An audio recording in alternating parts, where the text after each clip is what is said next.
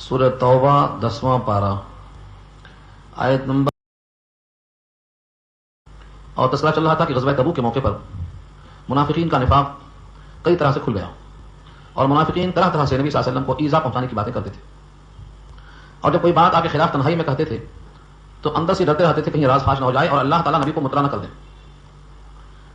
اور اس کے بعد آ کر قسمیں کھاتے تھے تاکہ اے نبی آپ تم سے راضی ہو جائیں، یعنی آپ کو راضی کرنے کے لیے اللہ کی جھوٹی قسمیں کھاتے تھے۔ یہاں سے یہ مضمون شروع ہوتا ہے کہ جھوٹی قسمیں کھانے سے کیا ہوگا۔ اوپر سے اگر تم نے خوش کن باتیں کر دی تو اللہ کے یہاں اس کا کوئی حساب نہیں ہے جب تک قلب کی گہرائیوں میں نبی کی عظمت نہ ہو۔ یہاں سے مضمون شروع ہوتا ہے۔ یحلفون باللہ، حلف کے معنی آتے ہیں قسم کھانا، اردو میں بھی لفظ استعمال ہوتا ہے حلف لینا، یعنی حلف قسم کھانا۔ یہ اردو میں جو حلف لینا استعمال ہوتا ہے اسی یحلفون سے ہے۔ یحلفون باللہ، حلف لیتے ہیں وہ اللہ کے ذات، یعنی قسمیں کھاتے ہیں اللہ کی، لکم تمہارے لیے، مقصد کیا ہے، لیرزقکم، تاکہ وہ تم کو راضی کر دیں، تم کو راضی کرنے کے لیے جھوٹی قسمیں کھاتے ہیں۔ واللہ ورسولہ احق ان یرضوہ، اور اللہ اور اس کا رسول زیادہ حقدار ہیں کہ ان کو راضی کیا جائے اگر وہ مومن ہیں، یعنی راضی کرنے والوں کے دل میں اگر واقعتاً ایمان ہے تو اس میں شک نہیں کہ اللہ و رسول زیادہ حقدار ہیں کہ انہیں کو راضی کیا جائے، لیکن کیا اللہ و رسول تمہاری جھوٹی قسموں سے راضی ہو جائیں گے؟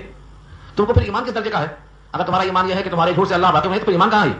ایمان کیا اسی کا نام ہے کہ تم اللہ کے بارے میں اپنا خیال کرتے ہو؟ تو ان کنتم مؤمنین سے یہ بات واضح ہوتی ہے، اگر تم مومن ہو، تمہیں اللہ کے ذات اور صفات پر یقین ہے، تو تمہیں اتنی بات معلوم ہونا چاہیے کہ اگر دل میں ایمان اور عظمت نہیں ہے اور زبان سے ظاہر کرتے ہو تو اسے اللہ و رسول ہرگز راضی نہیں ہو سکتے، کیونکہ ان پر یہ بات واضح ہے کہ تم جھوٹ بول رہے ہو۔ اس سے ساری کائنات کے انسانوں کو یہ پیغام دینا مقصد ہے کہ کسی کی ظاہری اطاعت سے اللہ راضی نہ ہوں گے نہ اللہ کے رسول راضی ہوں گے، جب تک اس اطاعت ظاہرہ میں باطنی خلوص شامل نہ ہو۔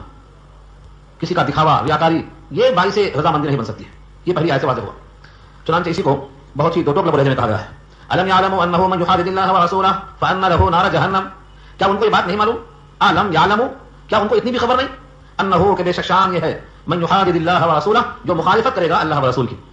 محاد، حاددہ کے معنی آتے ہیں مخالفت کرنا، ضد کرنا، جو اللہ و رسول کی مخالفت کرے گا فان له نار جہنم، تو اس کے لیے نار جہنم ہے۔ کیا اتنی بات نہیں معلوم؟ تو اوپر سے خوش کر کے اور اندر سے مخالفت کرنا یہ باعث نجات نہیں ہو سکتا ہے۔ ان کو یہ بات معلوم ہونا چاہیے کہ مخالفت رسول اور مخالفت الہ کا انجام جہنم ہے، وہ بھی عارضی نہیں، خالدن فیہا، اس میں ہمیشہ رہیں گے، کیونکہ نبی کی مخالفت ایمان کی ضد ہے اور عدم ایمان کی وجہ سے ہمیشہ ہمیشہ رہیں گے، خالدن فیہا۔ ذالک الخزی العظیم، یہ بہت بڑی رسوائی ہے۔ خزی کے معنی رسوائی اور صفت اس کی عظیم ہے، بڑی رسوائی، یعنی کائنات میں اس سے بڑی رسوائی اور نہیں ہو سکتی۔ رسوائی کا سب سے اعلیٰ درجہ یہ کہ کائنات میں جہاں پر راضی ہونے کا اعلان کیا جا رہا تھا اور جہاں پر جنت تقسیم ہو رہی ہے، اس موقع پر ان کے لیے اللہ کی طرف سے جہنم متعین ہو جائے اور اس میں ہمیشہ کا فیصلہ کر دیا جائے، ذالک الخزی العظیم، یہ بہت بڑی رسوائی ہے، اس سے بڑی رسوائی اور نہیں ہو سکتی۔ جس طرح سے قرآن کریم نے واضح کیا ہے کہ بڑی کامیابی اس دن نجات پانا ہے، جو جہنم سے بچایا گیا اور جہنم سے بچانے کے بعد جنت میں داخل کر دیا گیا، وہ بہت بڑی کامیابی پر فائز ہو گیا۔ من زحزح عن النار وادخل الجنة فقد فاز، جس طرح یہ وہاں مضمون ہے کامیابی کے لیے، ویسے یہاں بھی ناکامی واضح فرمایا، جو جہنم میں ڈالا گیا ہمیشہ کے لیے، ذالک الخزي العظیم، یہ بہت بڑی رسوائی ہے۔ اب یہاں سے منافقین کے دل کا چور ظاہر کیا جا رہا ہے، وہ دل میں ڈرتے تھے۔ ہم جو تنہائی میں بات کیے ہیں، نبی کی مخالفت میں کچھ مشورے کیے ہیں، کل صبح یہ اخبار میں نہ آ جائے، یعنی کل صبح ہوتے ہی کہیں اللہ کے نبی پر کوئی آیت نازل نہ ہو جائے جس میں تذکرہ ہو کہ منافقین نے رات میں ایسا پروگرام بنایا ہے، کیونکہ اللہ سے زیادہ جاننے والا کون ہے؟ ولا ينبئك مثل خبیر، خبیر کی طرح تجھے باخبر کون کر سکتا ہے؟ سورہ فاطر میں اللہ نے کہا ولا ينبئك مثل خبیر، خبیر اللہ کی ذات، باخبر وہی ہے، اس کی طرح تمہیں خبر کون دے سکتا ہے؟ تو کہیں صبح اخبار میں نہ آ جائے، یعنی کوئی آیت نازل نہ ہو جائے۔ اس آیت اسی کا مضمون پیش کیا ہے، يحذر المنافقون ان تنزل عليهم سورة تنبئهم بما في قلوبهم، بچتے تھے، ڈرتے تھے منافقین اس بات سے کہ اتر نہ جائے ان پر کوئی صورت، ان پر سے مراد ان کی علامت پر یا ان کے لیے کسی وعید پر، یعنی ان کے خلاف جب بھی کبھی الا آتا ہے تو خلاف میں آتا ہے، لام موافقت میں آتا اور الا مخالفت میں آتا۔ اس کی مثال دے چکا ہوں اس سے پہلے، کسی نے کہا دعا لہو تو ان کے لیے دعا کیا، اور دعا علیہ ان کے لیے بد دعا کیا، تو دعا کے ساتھ لام آئے تو دعا، الا آئے تو بد دعا۔ لہا ما کسبت وعلیہا ما اکتسبت، ان کے لیے جو کمایا وہ نفع ہے اور جو گناہ کمایا ان کے خلاف ہے، تو لہا موافقت میں، علیہا مخالفت میں، پورے قرآن کریم میں، پورے ذخیرہ حدیث میں تو لہا تائید میں آتا ہے اور الا مخالفت میں آتا ہے۔ تو یہاں فرمایا تنزل علیہم سورۃ تنبئہم، کہیں ایسی کوئی آیت، کوئی سورت ان پر نازل نہ ہو جائے، یعنی ان کے خلاف میں کلام نازل نہ ہو جائے، تنبئہم، جس سے تمہیں باخبر کر دیا جائے، یعنی منافقین کے بارے میں اطلاع ہو جائے، بما فی قلوبہم، ان تمام حسد کی جو ان کے دلوں میں ہے، یہ ڈرتے رہتے تھے ہمیشہ۔ چنانچہ ایسا کئی موقع آیا، نبی صلی اللہ علیہ وسلم پر آیتیں نازل ہوئی، کئی موقع ان کا جھوٹ ثابت کیا گیا۔ اسی غزوہ تبوک کے موقع پر حضرت حذیفہ فرماتے ہیں 70 آدمی ایسے تھے جن کا نفاق اللہ نے نبی پر نازل فرمایا نام بنام، 70 منافقوں کے نام ان کے باپ کے نام کے ساتھ، علامتوں کے ساتھ، اور اشارہ کر دیا ہے تم ان کی باتوں کے لہجے سے پہچان لوگے۔ لحن القول کہا، لحن القول کیا ہے؟ باتوں کا لہجہ، یعنی جن کے دل میں خلوص نہیں ہوتا ہے ان کے باتوں کے لہجے سے آپ پہچان لیں گے کہ یہ منافق ہے۔ صحابہ کا معمول تھا، وہ دیکھتے تھے حذیفہ جنازے میں ہیں تو شریک ہوتے تھے، حذیفہ جنازے میں نہیں ہے تو شک کرتے تھے شاید ان کا بھی نام ہو، کیونکہ حذیفہ رازدار رسول، نبی کے رازدار تھے, منافقوں کی پوری فہرست ان کے پاس تھی, ان کو معلوم تھا. تو منافقین یہ چاہتے تھے کہ کس طریقے سے ہمارے بارے میں نازل نہ ہونے پائے, ڈرتے تھے اور بچتے تھے.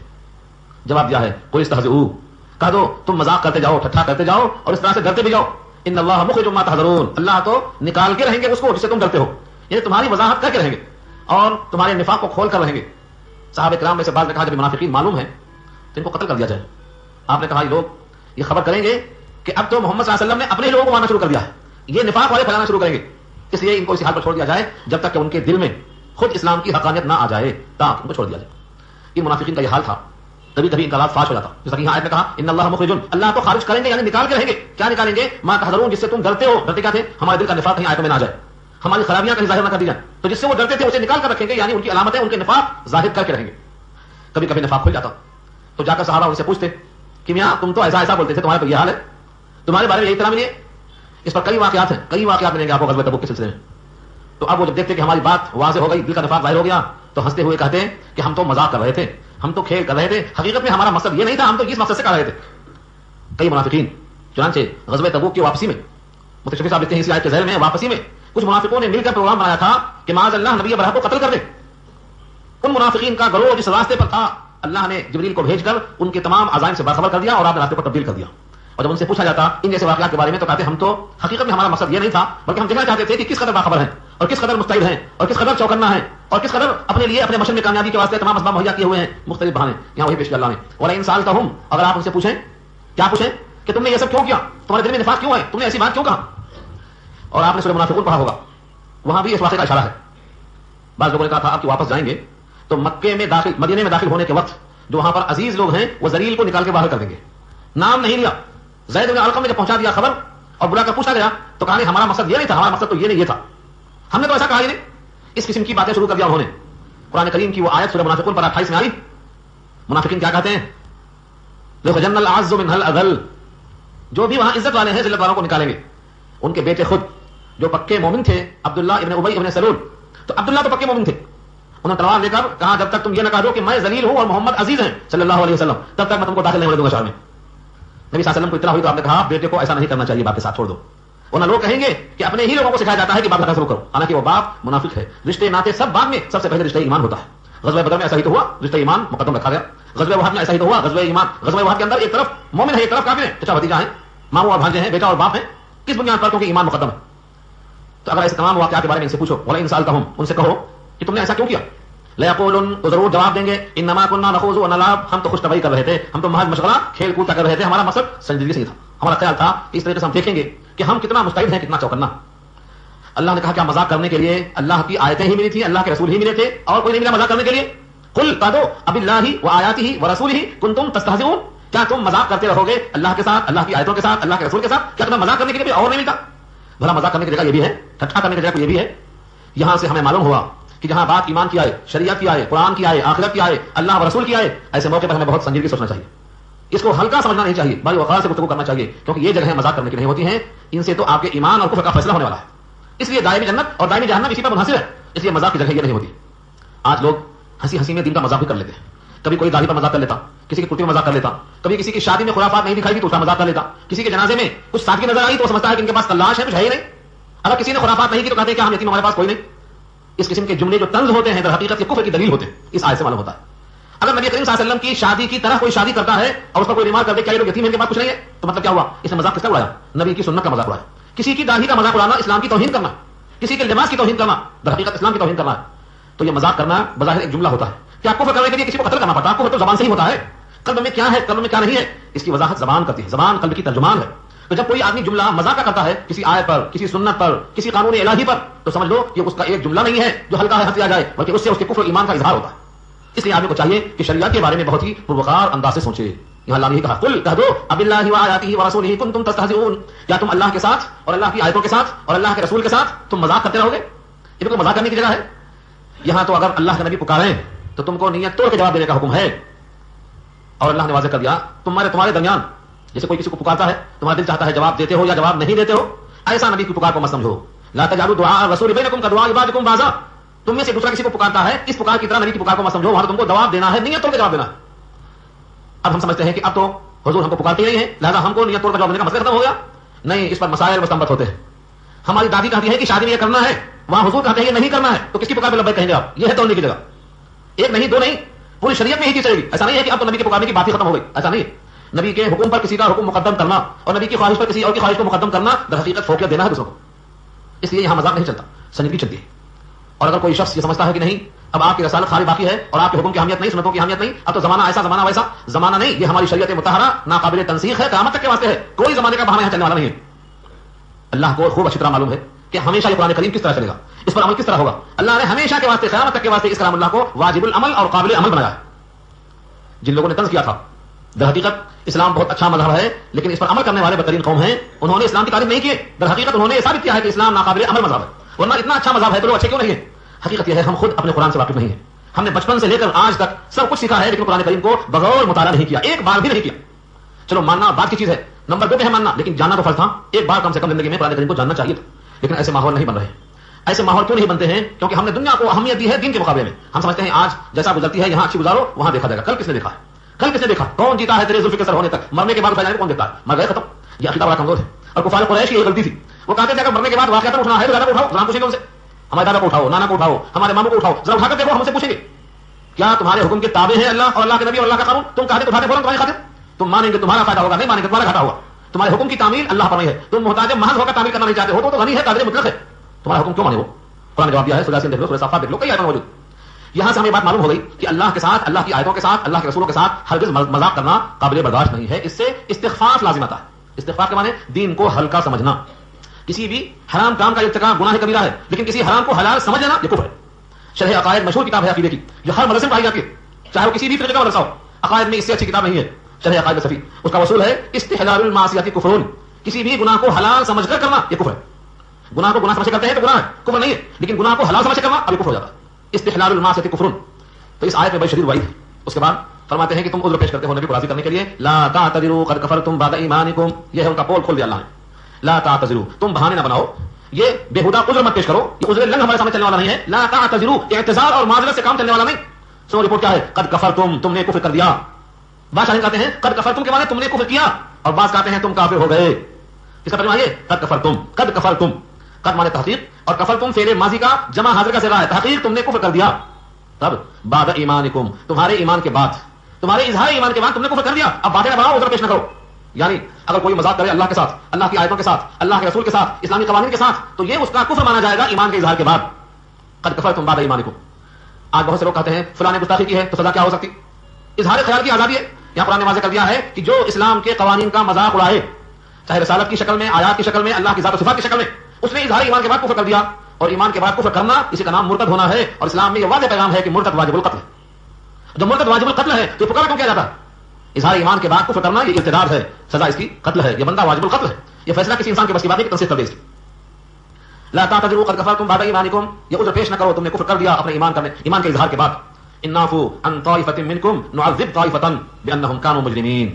اگر ہم معاف کر دیں ایک گروہ کو, اگر تم میں سے بعض کو ہم چھوڑ بھی دیں, اس بنیاد پر چھوڑ دیں کہ اس نے توبہ اللہ کر لیا, اپنی اصلاح کر لیا, تو دوسرے گروہ کو ہم نہیں چھوڑیں گے, ان کو ہم عذاب ضرور دیں گے کیونکہ وہ مجرم تھے اور جرم سزا کو ملنا ہے.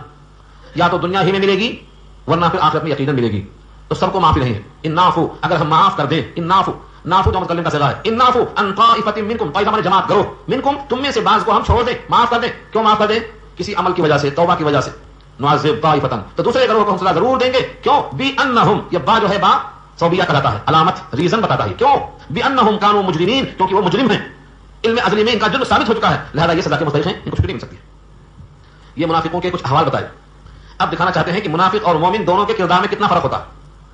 اس آیت میں منافقوں کے کردار کو, منافقوں کے انجام کو, اور ان کے بالمقابل مومنوں کے کردار اور ان کے انجام کو اللہ پیش کر رہے ہیں تاکہ مومن اپنی اصلاح کر لے, منافقوں جیسا سلوک نہ کرے, اپنے برتاؤ سے اس کا اظہار کرے. المنافقون والمنافقات بعضهم من بعض, منافقون نفاق والے مرد, منافقات نفاق والی عورتیں. یہ شاید نیا لفظ ہے آپ کے لیے کہ منافق کہتے کسے ہیں, نفاق کیوں ہوتا ہے, اس کو منافق کیوں کہا جاتا ہے. نفاق دو منہ والا سانپ ہے, ادھر بھی اور ادھر بھی. نفاق کہتے ہیں اس شخص کو جس کے دل میں کفر ہو لیکن زبان سے ایمان ظاہر کرے. تو گیا زبان پر ایمان اور قلب میں کفر, دو راستے, سرنگ کا ادھر بھی راستہ اور ادھر بھی راستہ, ادھر بھی موقع ملا تو ادھر, ادھر موقع ملا تو ادھر. دو منہ کا سانپ ہے, سرنگ کی طرح ہے یہ, اس کے زبان پر تو ایمان ہے اور قلب میں نفاق ہے, بس یہ وجہ ہے اس کے بولنے کی نفاق. تو منافق مرد ہو یا منافق عورتیں ہوں, منافقون اس کی جمع ہے, منافقات عورتوں کے لیے جمع ہے. بعضهم من بعض, ان میں سے بعض بعض میں سے ہے. کیا مطلب ہوا؟ جب لوگ کہتے ہیں تبصرہ کرتے ہوئے تو کہتے ہیں صاحب اس حمام میں ننگے ہیں. تمام سیاسی لوگوں کا یہی حال ہے. مطلب کیا ہوا؟ تمام سیاسی لوگ ایسے ہی ہوتے. یہ ہے بعض من بعض. جتنے منافق ہیں یہ منافقوں میں سے ہیں, سب کا ایک ہی حال ہے, کوئی فرق نہیں ہے. کیوں؟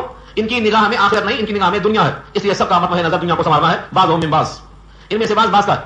یعنی جو خوبیاں بعض میں ہیں وہی خوبیاں دوسرے بعض میں ہیں, الگ نہیں ہے, یہ سب یکساں ہیں. کیا کرتے ہیں لوگ؟ ان کے اوصاف کیا ہیں؟ یأمرون بالمنکر, منکر کا حکم دیتے ہیں, اچھائی کا نہیں. عام طور سے اسلام اور ایمان کا تقاضا کیا ہوتا ہے کہ لوگ اچھے کام کریں اور اچھے کا حکم بھی کریں, مگر یہ لوگ یأمرون بالمنکر حکم کرتے ہیں تو منکر کا یعنی اسلام کی مخالفت کا حکم دیتے ہیں. وینہون عن المعروف, اور روکتے کس سے ہیں؟ اچھے کاموں سے. یعنی آج بھی آپ شہر میں دیکھ لیں, ملک میں دیکھ لیں, کائنات میں دیکھ لیں, جتنے نفاق والے ہیں ایسے کام کو پیش کریں گے جن سے کیا ہو؟ اسلام کی مخالفت ہو. ابھی تک پارلیمنٹ میں شراب کی پیشکش نہیں ہوئی تھی, قانون بنانے کے بعد آگے درخواست نہیں, باقاعدہ اس کو عام کیا جائے, ضرورت ہے اس بات کی. کیا یہ اس سے کس نے کہا کہ فائدہ پہنچتا ہے؟ فائدے پر نقصان غالب ہے, کیونکہ انسان کی خوبی عقل سے ہے, جانور سے امتیاز عقل سے ہوتا ہے, اور شراب پینے سے اس کی مخمور ہو جاتی ہے, مغلوب ہو جاتی ہے. تو انسان حیوان میں کوئی فرق باقی نہیں رہتا ہے. اب آگے تجویز کیا یہ کہ برائی کے حکم کی تجویز ہے؟ ایک نہیں, جتنے مسلمان ہیں ان میں سے جب کوئی آدمی اسلام کے خلاف سوچتا ہے, تجویز پیش کرتا ہے, تو سمجھ لو کہ یہ اس لسٹ میں آتا ہے. قرآن نے کہا ہے بے حیائی کو دور کرو, یہ بے حیائی کا حکم دیتے ہیں. اسلام کہتا ہے پردے میں رکھو, بے پردگی کا جو ہے راستہ بتاتے ہیں. اسلام کہتا ہے کہ تمام کے تمام باعفت ہو, پاکدامن ہو, یہ اس کے خلاف راستے ہموار کرتے ہیں. قرآن کہتا ہے کہ اللہ کو سجدہ کرو, یہ سجدہ اللہ کے غیب کراتے ہیں. اللہ کی کتاب کو مانو, یہ اللہ کی کتاب سے غافل کراتے ہیں. کسی بھی مقام پر قرآن کریم کی بات آئے گی تو کھل کے مخالفت کریں گے. قرآن کریم تو سراپا حیات ہے. اللہ کے نبی کو اللہ نے یہ کتاب اس لیے دی تھی کہ اس سے آپ رہنمائی حاصل کریں اور دوسروں کو رہنمائی کریں. آج پوری قوم اس کتاب سے غافل ہے, اور اس کتاب کی رہنمائی کرنے والے پہ مخالفت کی جاتی ہے. تو کس میں آتے ہیں؟ یہ امرون بالمنکر میں آتے ہیں کہ نہیں آتے ہیں؟ قرآن کے پڑھنے سے روکنا, قرآن کے پڑھانے سے روکنا, قرآن کے پھیلانے سے روکنا, یہ تو حقیقت یأمرون بالمنکر وینہون عن المعروف کا مصداق ہے. نماز سے روکنا ایسا ہی ہے, پردے سے روکنا ایسا ہی ہے. جتنے بھی نیکیاں ہیں ان سے روکتے ہیں لوگ, ان کی مثال دی اللہ نے. اس میں سمجھ میں نہیں آئے گا. لیکن دوسری بات, وَيَقْبِضُونَ أَيْدِيَهُمْ, قبض کسے کہتے ہیں؟ جب کسی کی اجابت صاف نہ ہو تو اسے قبض کہتے ہیں. یہ وہی قبض ہے, یہاں بھی قاف بے زوات, قبضہ بھی اسی سے بنا ہے جو گرفت مضبوط ہو, اور قبضہ کہتے ہیں مٹھی میں جو بات آ جائے. قبضہ ہوتا ہے قبضہ ہو, سب کا مادہ ایک ہی ہے. یہ کہتے ہیں وَيَقْبِضُونَ أَيْدِيَهُمْ, یہ اپنے ہاتھوں کو روکتے ہیں. کب؟ جہاں ہاتھ کھولنا ہے. یعنی تبوک کا ذکر چلتا ہے, غزوے میں جانا ہے, اللہ کے نبی کی حمایت کرنا ہے, ایسے غزوے میں جا کر ہاتھ کھولنے کے بجائے ہاتھ کو روکتے ہیں. ان کا ہاتھ نہیں کھلتا. اور بعض شارحین یہ بھی کہتے ہیں کہ یہ یقبضون ایدیہم سے مراد بخیل کی طرف اشارہ ہے کہ ان کا ہاتھ ہی نہیں کھلتا, کسی کو دینے پر راضی نہیں ہوتے. بڑی بڑی چیزیں ان کے ہاتھ میں آتی ہیں لیکن سمجھتے ہیں کہ ہم کو ہی بس نہیں ہوتی. کروڑوں حکومت ہند کے اعلان ہوتے ہیں, کروڑوں تقسیم کا حکم ملتا ہے, لیکن یہ لوگ کہتے ہیں کہ ہماری باتیں کافی ہے, کیا باتیں اس کو تقسیم نہیں کریں گے. ان کے ہاتھ کھلتے ہیں ذرا پر. آیت اخبار میں آتا ہے جب بھی پول کھلتا ہے تو ایسے کھلتا ہے کہ ان کو قبض ہو گیا, یہ کھولنا نہیں چاہتے. اگر ان کے ہاتھ میں خداوند قدوس کی ساری رحمت کے خزانے ہوں تب بھی ان کے ہاتھ نہیں کھلیں گے. اللہ نے فرمایا ہے اہم یقسمون رحمت ربک نحن قسمنا بینہم معیشتہم فی الحیاۃ الدنیا, سورۃ زخرف میں کہا کیا اللہ کے رحمت ان کے پاس ہے؟ اللہ کے پاس ہے, اللہ ہی تقسیم کرتے ہیں اس کو, لیکن ان کے بخل کا یہ حال. تو تین صفتیں ہو گئی, منکر کا حکم کرتے ہیں, معروف سے روکتے ہیں, اور ان کے ہاتھ میں قبض ہے, کھولتے نہیں ہیں, نہ دینے کے لیے کھولتے ہیں نہ لڑنے کے لیے کھولتے ہیں, بس ان کے ہاتھ میں قبض ہی قبض ہے.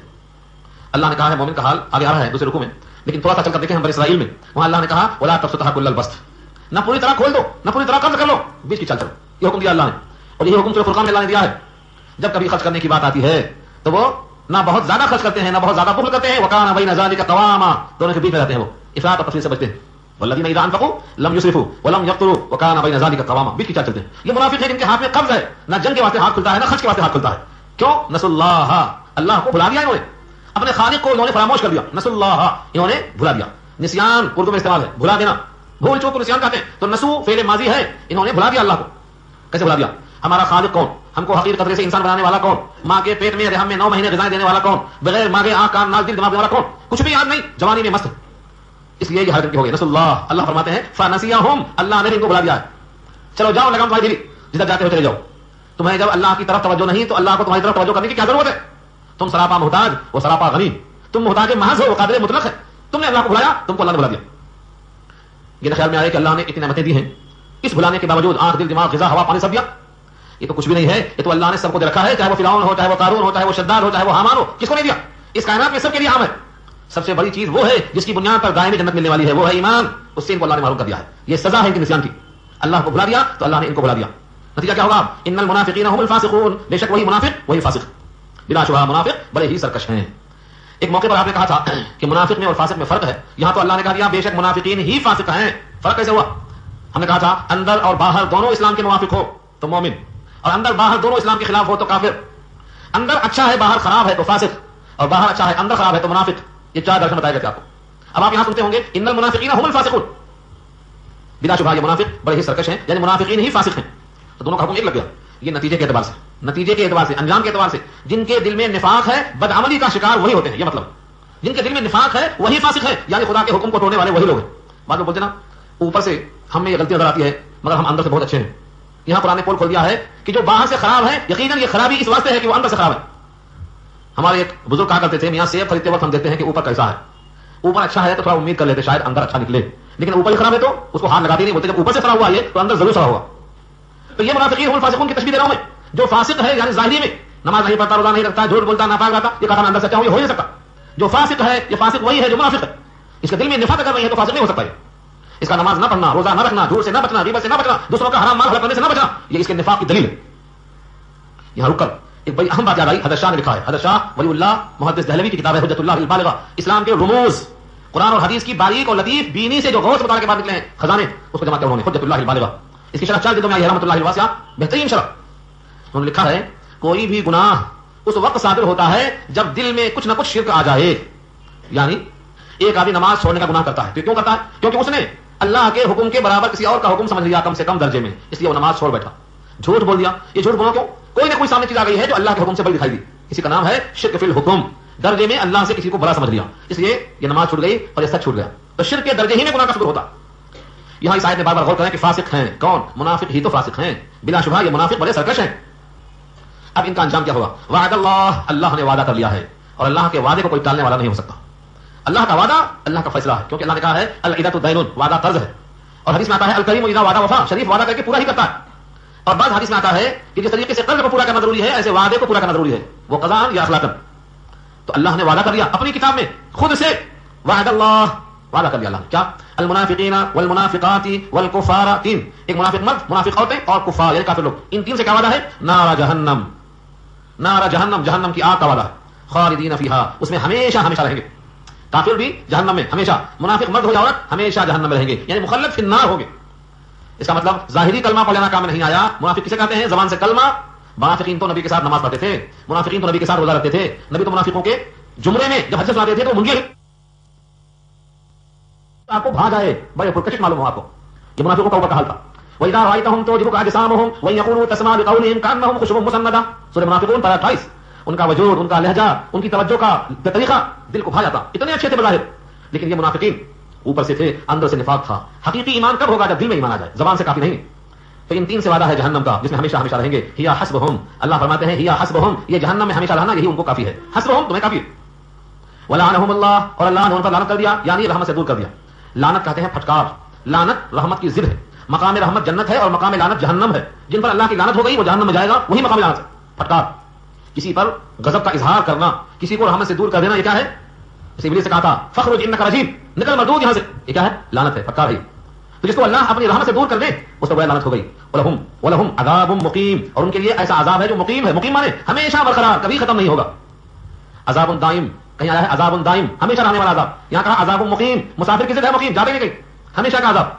یہاں تک کہ وہ کبھی کبھی خواہش کریں گے ہمیں ایک دن عذاب میں مہلت دے دو, ایک دن عذاب میں مہلت دے دو. سورہ مومن پارہ 24 جس میں اللہ نے یہ واضح کیا ہے, وہ کہیں گے یخفف عنا یوما من العذاب, ایک دن عذاب میں تخفیف کر دو. کبھی بھی ان پر عذاب میں تخفیف نہیں ہوگی, ایک دن تک کچھ ایک لمحے کی تخفیف نہیں ہوگی. سورہ غافر بھی اس کا نام ہے, سورہ مومن بھی اس کا نام ہے. تو عذاب میں تخفیف نہیں ہوگی, اس واسطے عذاب مقیم ہے, عذاب دائم ہے, عذاب واصب ہے. یہاں سے تشبیہ دے رہے ہیں کفار قریش سمجھانے کے واسطے کہ یہ منافقوں تمہاری حالت ان کی سی ہے جو تم سے پہلے گزر چکے ہیں. اے کفار قریش اور اے منافقوں, جس طرح ان لوگوں نے نفاق کیا اور نفاق کرنے کے بعد دنیا سے فائدہ اٹھایا, تم بھی دنیا سے فائدہ اٹھا لو. اب حصہ اٹھا کر جہنم میں چلے گئے, تمہارا بھی انجام ہونے والا ہے. فرمایا کالذین من قبلکم, ان لوگوں کی طرح جو تم سے پہلے ہیں, کانوا اشد منکم قوۃ, تھے وہ زیادہ سخت تمہارے مقابلے میں قوت کے اعتبار سے. واکثر اموالا واولادا, اور زیادہ تھے مال کی جمع اموال, ولد کی جمع اولاد. اکثر اموالا واولادا, مال میں اولاد میں زیادہ تھے, قوت میں شدید تھے. فاستمتعوا بخلاقہم, فاستمتعوا, انہوں نے فائدہ اٹھا لیا اپنے دنیوی حصے کے بقدر. فاستمتعتم, تم بھی اٹھا لو فائدہ. بخلاقکم, اپنے دنیوی حصے کے بقدر. کما استمتع الذین من قبلکم بخلاقہم, جیسا کہ انہوں نے فائدہ اٹھا لیا جو تم سے پہلے تھے اپنے حصے کے بقدر. وخذتم کالذی خاضوا, اور تم بھی بری باتوں میں ایسے ہی گھسے جیسے وہ لوگ گھسے تھے بری باتوں میں. بجائے نبی کی طرف مائل ہو کر حقیقت حال جان کر سچا ایمان قلوب میں داخل کرنے کے, تم تو ہمیشہ برائیاں تلاش کرتے رہے. کہتے ہیں بد جانور جب سیبوں کے باغ میں جاتا ہے تو سیب پر نگاہ نہیں پڑتی ہے, گندگی تلاش کرتا ہے. اس لیے یہ منافقین بھی نبی کی صحبت میں بھی گندگی تلاش کر رہے ہیں. عیب بھی عیب, ہنرمند ہنر دیتے ہیں. عیب بھی عیب, ہنرمند ہنر دیتے ہیں. جو ہنرمند ہوتا ہے وہ ہنر دیتا ہے, اور جو عیبی ہوتا ہے وہ عیب دیتا ہے. ہم نے ایک واقعہ پڑھا تھا, ایک کبڑے والا कुबरा आदमी कहते हैं जिसकी पीठ टेढ़ी हो, गोल हो जाए। शादी देखते हैं तो उनसे पूछा गया तुम्हारी ख्वाहिश क्या है, दो में से एक बताओ, तुम्हारी ख्वाहिश क्या ये है कि तुम्हारी पीठ ठीक हो जाए सबकी तरह, या ये ख्वाहिश है कि सबकी पीठ तुम्हारी तरह हो जाए? तो कुबरा ने ये नहीं कहा कि मेरी ख्वाहिश है मेरी ठीक हो जाए, सबकी तरह मेरी भी ठीक हो जाए, नहीं, मेरी ख्वाहिश ये है कि जैसे मेरी कुबड़ी है सबकी कुबड़ी हो जाए। क्यों? ताकि जिन लोगों ने जिन आंखों से मुझे देखा है मैं भी उनको उन आंखों से देखूं। ये जज्बा कुबड़े का नकल किया है। तो नबी की सोहबत में भी वो बुराई तलाश कर रहे हैं, आए भी आए हुनरमंद हुनर देखते हैं। अगर ये नबी की महफिल में जाकर सच्चे तौर पर खालिस जान होकर हकीकत हाल जानना चाहते तो उससे अच्छा मौका कहां मिलेगा? इससे अच्छा मौका नहीं मिल सकता है। लेकिन इनके दिल में जो निफाक है, सच है, बुराई बुराई को खींचती है और अच्छाई अच्छाई को दावत देती है। इनके दिल में निफाक ना होता तो नबी की महफिल में मालूम न होते, फैज़याब होते। सोचो, नबी की महफिल में है, नबी की जबान से कुरान की फजाइल सुनते हैं, नबी के साथ नमाज पढ़ते हैं, नबी के साथ सफर करते हैं, फिर मालूम ईमान से ये कैसे होंगे? इस वास्ते इनकी बदबख्ती पर गालिब है। तो खुद तुम कल खादू के माने तुम भी बुरी बातों में घुसे वहीं की तरह तो इससे पहले थे, साबिका लोगों में तुम्हारी तरह थे। इस आयत पर हजरत इब्न अब्बास ने रिवायत नकल की है कि इससे मुराद हैं बनी इसराइल। हदीस में आता है जैसे बनी इसराइल थे मेरी उम्मत के लोग भी वैसा ही रहेंगे। जैसे एक जूता दूसरे जूते के मुशाबे होता है, हज़वन नाल बिन नाल, शिबरम ब शिबरिन, बारिश बराबर, एक बारिश बराबर होता है दूसरे बारिश के, और एक जूता दूसरे जूते के बराबर होता है। बिल्कुल ऐसा ही बनी इसराइल के मुशाबे तुम भी जाएंगे। यहां तक कि अगर वो किसी घोड़ फोड़ के सुराख में जाकर निकले तो तुम भी जाकर निकलेंगे। इब्न अब्बास के कौल का मतलब यह है कि जैसे बनी इसराइल में लोगों ने इस्लाम की मुखालफत की थी, नबी की मुखालफत की थी, कवानीन इस्लामी की मुखालफत की थी, इस उम्मत के भी अफराद ऐसा ही करेंगे, हू बहू करेंगे। तो जैसे उनका अंजाम हुआ कि बुरी बातों में पड़ गए, इनका भी वो अंजाम होगा। नतीजा आगे आ गया, उलाइका हाबितत अमालुहुम फिद दुनिया वल आखिरह। वही लोग हैं कि उनके अमाल हत हो गए, हबितत के माने निकम्मे नाकारा हो गए, उनके अमाल ज़ाया हो गए दुनिया में भी और आखिरत में भी। व उलाइका हुमुल खासिरून, और वही लोग हैं खसारे में पड़ने वाले। यहां से उनके लिए एक बेहतरीन नमूना पेश किया जा रहा है ताकि इबरत हो जाए। जब किसी को डराना है ताकि वो सुधर जाए तो कुछ वाकयात सामने लाए जाते हैं। यहां कहा गया अलम यातिहिम नबअुल लज़ीना मिन क़ब्लिहिम, क्या उनको नहीं पहुंची खबर उनकी जो इनसे पहले गुजर चुके हैं, यानी कौम नूह व आद व समूद व कौम इब्राहिम व असहाब मदियन वल मुअतफिकात। ये सब नाम बताकर इशारा कर दिया कौम नूह पानी में गर्क हुई, खबर पहुंची कि नहीं? कौम आद अज़ाब आया, कौम समूद अज़ाब आया, खबर पहुंची कि नहीं पहुंची? और कौम इब्राहिम और असहाब मदियन और मुअतफिकात माने उल्टी बस्तियां, कौम शुएब, क्या इनके हवाल पहुंचे या नहीं पहुंचे? जो अल्लाह इनको हलाक कर सकता है नबी की मुखालफत की पादाश में, वो आज भी तुम्हें हलाक करने पर कादिर है। लिहाजा पहले तरगीब थी अब तरहीब है, पहले शौक था अब खौफ है। अततहुम रसूलुहुम बिल बय्यिनात, आए उनके पास उनके रसूल दलाइल के साथ, दलाइल लेकर आए। फमा कान अल्लाहु लियज़लिमहुम, बस नहीं है अल्लाह के उन पर जुल्म करें, वलाकिन कानू अनफुसहुम यज़लिमून, लेकिन वो लोग खुद अपने आप पर जुल्म करते रहे। जिस तरह इन तमाम अक़वाम ने अपने अमल और अपने करतूत सियाह की बिना पर इस तरह अजाब से दो-चार हुए, इनका भी वही अंजाम होगा। न अल्लाह का जुल्म उन पर है, न अल्लाह का जुल्म इन पर है। ये किसका हाल हुआ? ये मुनाफिकों का हाल हुआ। इसके बरखिलाफ कुछ अच्छे लोगों के औसाफ ताकि तायरी करें अपने से। वल मुमिनूना वल मुमिनात, और मोमिन मर्द और मोमिन औरतें, बाज़ुहुम औलियाउ बाज़, वहां का था बाज़ुहुम मिन बाज़, यहां क्या है? बाज़ुहुम औलियाउ बाज़, लफ्ज़ औलिया का इजाफा है। और औलिया कहते हैं ये जमा है, इसका वाहिद है वली, वली की जमा औलिया। मोमिन मोमिन का वली है, बाज़ुहुम औलियाउ बाज़, मोमिन मोमिन का वली है, यानी इन दोनों के दरमियान विलायत है। दोस्ती कैसी है? सूरह आराफ में कहा गया है इन्ना वली अल्लाह, मेरा वली तो अल्लाह है। इन्ना वली अल्लाहु अल्लज़ी नज़्ज़ल किताब व हुवा यतवल्ला सालिहीन, जितने सालिहीन हैं सबका वली वही है। तो मोमिन का वली अल्लाह, मोमिन मोमिन के लिए क्या है? वली है, दोस्ती का हक अदा करना है। चुनांचे हदीस में आता है अल मोमिनु लिल मोमिनि कल मिरआत, मोमिन मोमिन के लिए ऐसा है जैसे आईना। क्या करता है आईना? आईने के पास जाओ, बताता है आप टोपी सीधी नहीं है, आप जरा बटन लगा लीजिए, आप कैंची लीजिए और अपने दाढ़ी में कंघी कीजिए, सफाई करके इसके बिखरे हुए बालों को निकाल दीजिए। आईना बताता है मगर मुसल्लत नहीं होता, सिर्फ उयूब को जाहिर कर देता है। मोमिन का काम यही है, मोमिन के हक में, मोमिन का हक मोमिन का काम यही है, बस विलायत का, दोस्ती का हक अदा कर दे। हदीस में आता है कि जैसे एक ईंट से दूसरे ईंट को ताकत पहुंचती कि दीवार बन जाती, छत लग जाती, एक मोमिन दूसरे मोमिन का ऐसे ही ताकत देने वाला है। अल मोमिनु लिल मोमिनी कल बुनियान यशुद्दु बाज़ुहु बाज़ा सुम्मा शब्बका बिही रसूलुल्लाह, इमारत की तरह ईंट जैसे ताकत पहुंचाती है। फिर आका ने तशबीह किया, उसको तशबीह कहते हैं। इस तरह मोमिन मोमिन के वास्ते ताकत पहुंचाता है।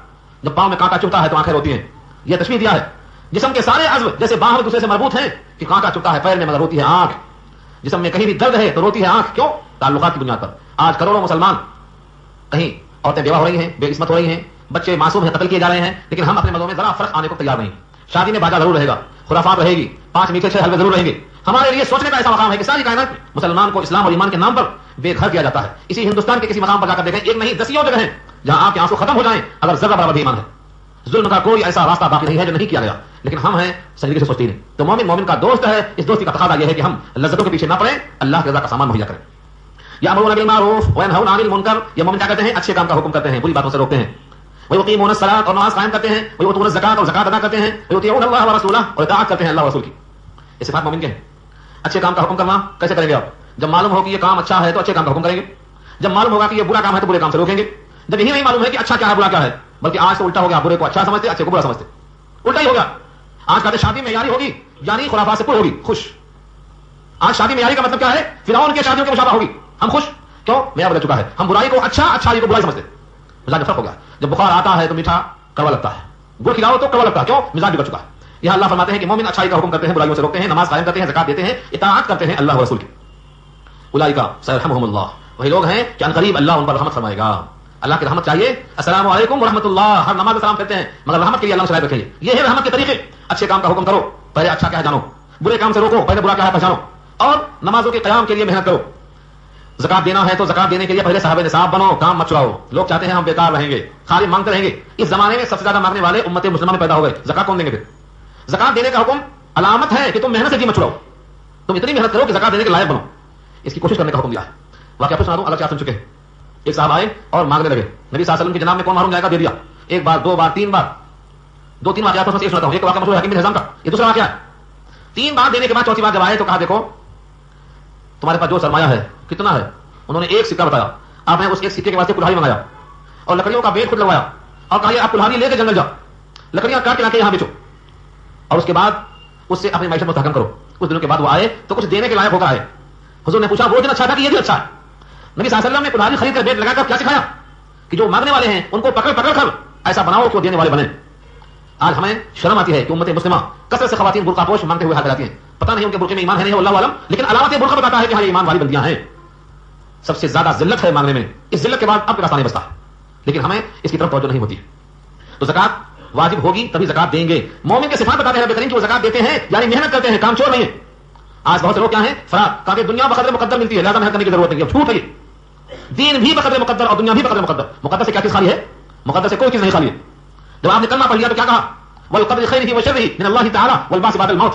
اچھی بری تقدیر دونوں لکھی ہے, نماز بھی لکھی ہے, کمائی بھی لکھی ہے. چھوڑا کیا اللہ نے؟ دنیا سے 50,000 سال پہلے اللہ نے سب کچھ لکھ دیا ہے, اور ماں کے پیٹ میں تھے جبھی سب لکھ دیا. تو مقدر سے کوئی چیز نہیں ملتی, اس کا انکار نہیں, ہر چیز مقدر سے ملتی ہے, لیکن اسباب کو ترک کرنا رہبانیت ہے. لا رہبانیت فی الاسلام, رہبانیت اسلام میں نبی نے خود تیار کی ہے. صدیق اکبر نے کپڑے کا کاروبار کیا ہے, امام اعظم کپڑوں کے تاجر تھے, عثمان غنی تاجر تھے, عبدالرحمن بن عوف تاجر تھے, زبیر بن عوام تاجر تھے. کتنے نام بتاؤ, صحابہ کے نام محنت کرتے تھے. آج بہت بار طبقہ کہتا ہے نہیں دنیا کمانے کی ضرورت نہیں, یہ مقدر سے مل جاتی. یہ جھوٹ ہے, یہ امت کو مفروض کرنے کی سازش ہے. ہر فرد کمائے, ہر فرد زکات دینے کے موقع میں آنے کی فکر کرے جتنا ہو سکے. یہ صفات اللہ نے بتایا ہے, اس میں ایک ایک لفظ واضح ہے. دیکھو مومن مرد, مومن عورتیں, ان میں سے بعض کے رفیق اور دوست ہیں, اچھے کام کا حکم کرتے ہیں, برے کام سے روکتے ہیں, نماز قائم کرتے ہیں, زکات دیتے ہیں, اطاعت اللہ رسول کی کرتے ہیں. بتائیے زکات کب دیں گے؟ جب فرض ہوگی, اور فرض ہونے کے بعد کیا کریں گے؟ یہ اسلام میں نہیں ہے کہ 7 تولا 10 تولا ہار بنا کے رکھ دو جام. کہتے ہیں ہر سال زکات دیتے گئے تو مال ختم ہو جائے گا. آپ سے کس نے کہا ہے کہ 10 تولا سونا جام پہ رکھ دو؟ کس نے کہا؟ 10 تولا 20 تولا سونا سال میں ایک دن شادی کو پہننے کی نیت سے رکھ دو جام, کس نے کہا؟ کس نے حکم دیا؟ یہ اگر وہ 10 تولا 20 تولا آپ کاروبار میں لگاتے تو ختم نہیں ہوتا, 2.5% نہیں بڑھتا, 100% بڑھتا. امت کا کثیر طبقہ ہے جس کو نہیں معلوم ہے, سال میں ایک بار پہنتے ہیں شادی میں, اس کے واسطے رکھا ہوا جام کر کے. قرآن کہتا ہے لکی لا یکون علیہ کنز, یہ تمہارے پاس خزانہ بن جائے, اللہ کو پسند نہیں. اللہ تعالیٰ کسی کے پاس قرض بنا کر رکھنے کو پسند نہیں کرتے. آج دیش میں غلطی ہے, ساری عورتوں پر زکات واجب ہے. اس سونے کی بنا پر وہ اتنی محتاج ہے کہ اپنے زکات پر بھی قادر نہیں ہے. کیوں؟ جام کر کے بیٹھی ہیں. جہاں چاہے تحقیق کر لو, جہاں چاہے آیتیں حدیثیں جا کے سیکھ لو, آپ کو ثبوت نہیں ملنے والا ہے کہ اللہ نے جام کرنے کا فیصلہ کر دیا واقعہ میں. اس کو آپ نکالیں, کاروبار کریں. سونے کو جام کر کے رکھ دینا اور زکات دینے سے محروم ہو جانا, یہ کہیں سکھلایا نہیں گیا ہے. نبی صلی اللہ علیہ وسلم کا تو حال یہ تھا. مرض الوفات میں حضرت عائشہ کی طرف متوجہ ہوئے اور فرمایا کہ ایک ٹکڑا سونے کا آیا ہے, زبر ٹکڑا, اس کو پہلے خیرات کر دو. یہ بات پسند نہیں کہ نبی کی وفات ہو گھر میں ٹکڑا پڑ جائے. وہ ٹکڑا رکھ کر وفات یہاں. ہم سب کمزور ہیں, ہم سب مل کر مذاکرہ کریں, ہم سب مل کر قانون الہی کو سمجھیں. آج قرآن کریم کے ایسے دروس کی ہر گھر میں ضرورت ہے. ہر گھر میں ماتم ہوتا ہے لیکن درس قرآن ہر گھر میں نہیں ہوتا.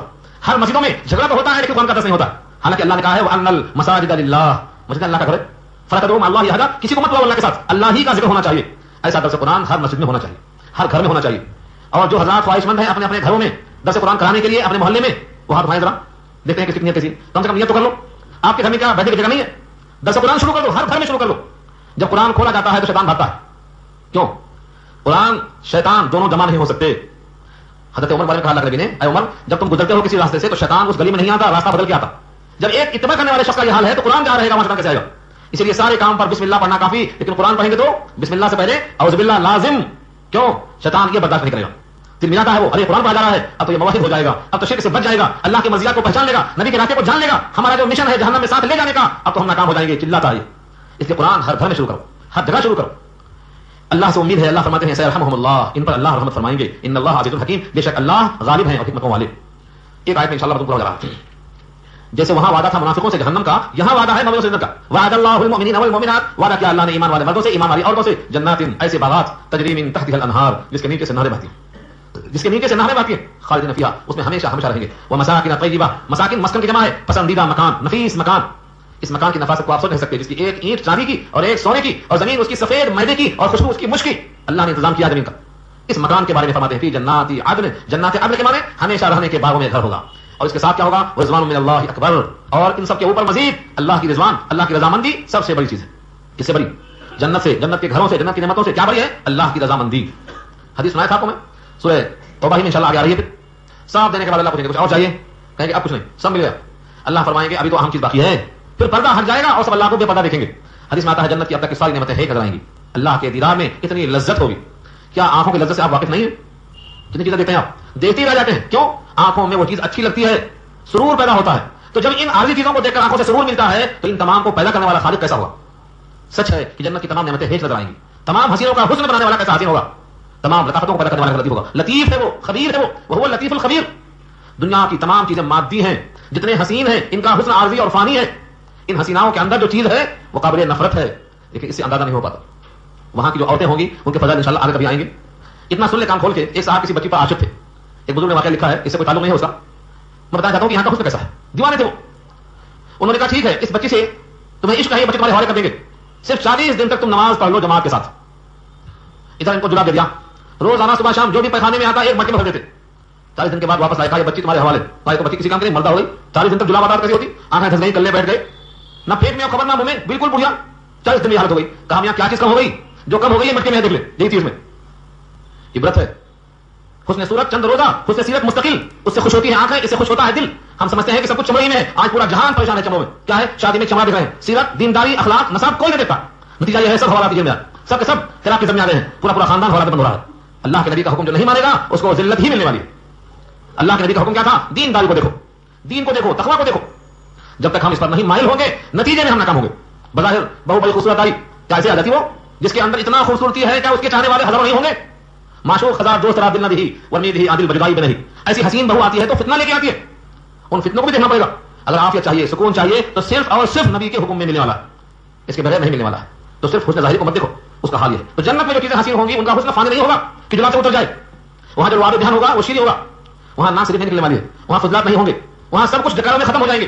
تو اللہ فرماتے ہیں رضا الہی سب سے بڑی چیز ہے. رضوان من اللہ اکبر. اکبر کے معنی سب سے بڑی چیز کیا ہے؟ اللہ کی رضا. اور اللہ کی رضا اس کے گھر میں داخل ہونے پر ہی ملنے والی ہے. ذالک هو الفوز العظیم. یہی ہے بڑی کامیابی. لفظ ہوا حسر کے واسطے اضافہ ہوا ہے. ذالک هو الفوز العظیم. ہاں یہی ہے وہ بڑی کامیابی. اس کے سوا اور جتنی کامیابیاں ہیں سب عارضی اور فانی. یہاں پر رکوع مکمل ہو گیا. اب ان منافقوں اور مومنوں کے درمیان میں فیصلہ پر گفتگو تھی. یہاں سے آگے خطاب ہے کہ اب ان منافقوں پر سختی کیجیے اور ان پر نرمی مت کیجیے. اور سختی کیسے ہوگی، کس درجے کی ہوگی، انشاءاللہ وضاحت آئندہ ہفتے میں آئے گی. آپ حضرات ان تمام باتوں میں غور سے دیکھیں. آخری پیغام یہ ہے کہ آپ حضرات قرآن کریم کے درس میں اپنا تعاون کریں. تعاون دو طرح سے. تعاون سنتے ہیں چندہ نہیں، تعاون چندے کا نہیں. یا تو آپ اپنے دوستوں کو اس میں لائیں حسب معمول، یا پھر اپنے گھروں میں انتظام کریں، یا جو مسجدیں آپ سے قریب ہیں وہاں انتظام کریں. اگر مسجدوں میں انتظام نہیں ہے تو آپ گھروں میں انتظام کریں، شادی خانوں میں انتظام کریں. قرآن کریم کو ہر گھر میں ہر فرد کے کام میں پہنچانا جتنا آپ کے پاس اللہ نے وسائل دیے ہیں آپ اس کو مہیا کریں، ورنہ مواخذے سے بچنے والا کوئی نہیں. یہ ذمہ داری ہے ہر فرد بشر کے کام میں قرآن پہنچانے کا. آپ نے جو بھی سکت ہے اس کا انتظام کریں. اب دعا کر لیجیے.